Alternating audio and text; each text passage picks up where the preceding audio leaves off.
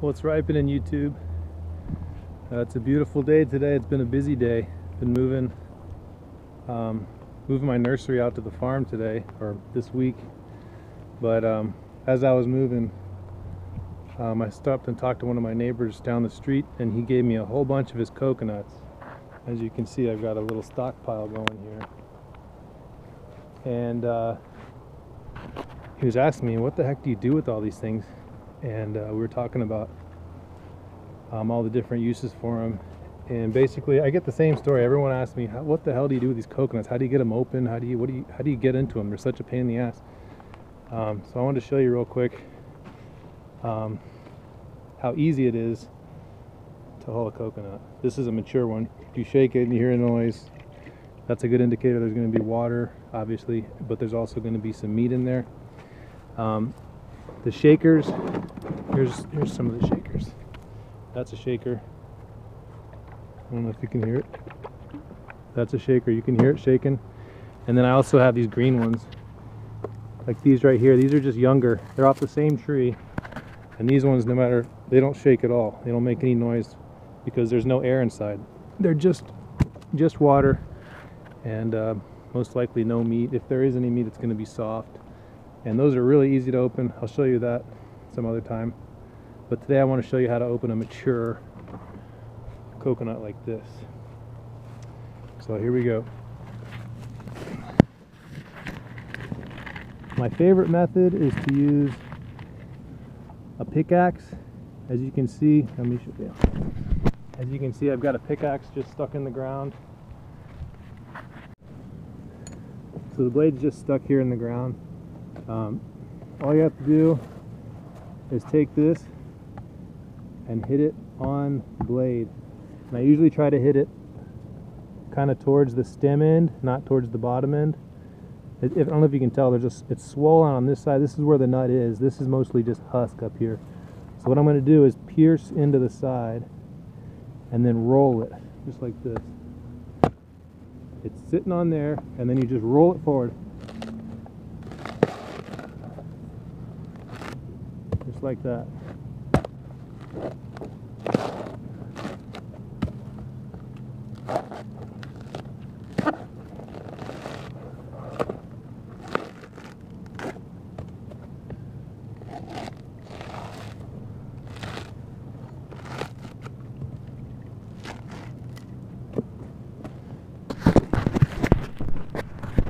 And that's how easy it is to get the coconut out of the husk.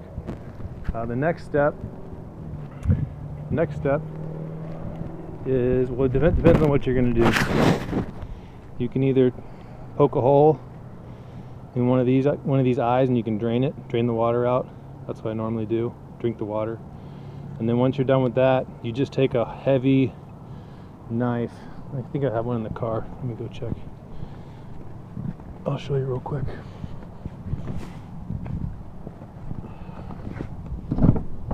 Just happen to have my heavy knife. Here it is. This is what I use. This is what I use to open green coconuts. But as you'll see, I use it to open brown coconuts too.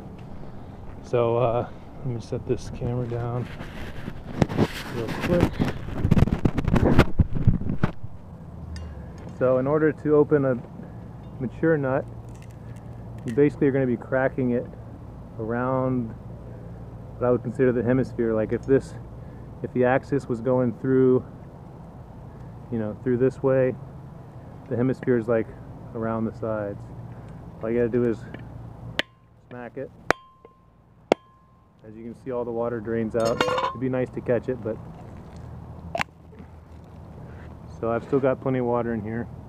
You can see all the meat. I'll show you the water.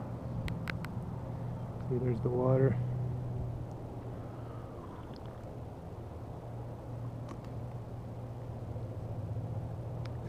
Ooh, baby, that's good.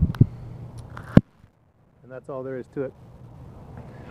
Now, once you have it to this stage, there's a couple different things you can do.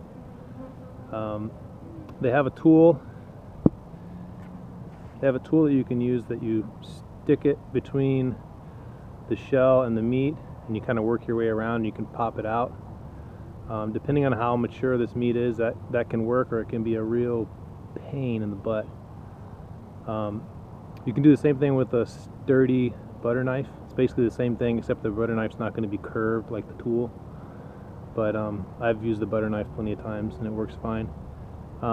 Sometimes it'll help if you take this and put it in the freezer and then take it out, and sometimes that'll kind of help to separate the meat from the shell.